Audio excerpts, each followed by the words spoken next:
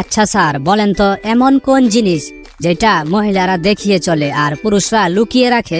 এইসব আজগুবি প্রশ্ন করার জন্য তুই স্কুলে আসস বলটু? না স্যার, উত্তরটা কিন্তু পজিটিভ। এর উত্তর হবে পার্স।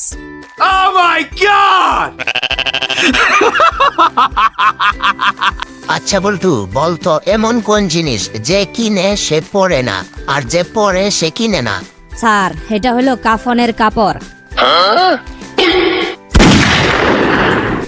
আচ্ছা স্যার, বলেন তো এমন কোন জিনিস যেটা মানুষ অন্ধকারেই শুধু করতে পারে? আবার উল্টা পাল্টা প্রশ্ন করা শুরু করছিস বলটু? Sir, B positive. এর উত্তর হবে আলোকিত করা। Oh my god!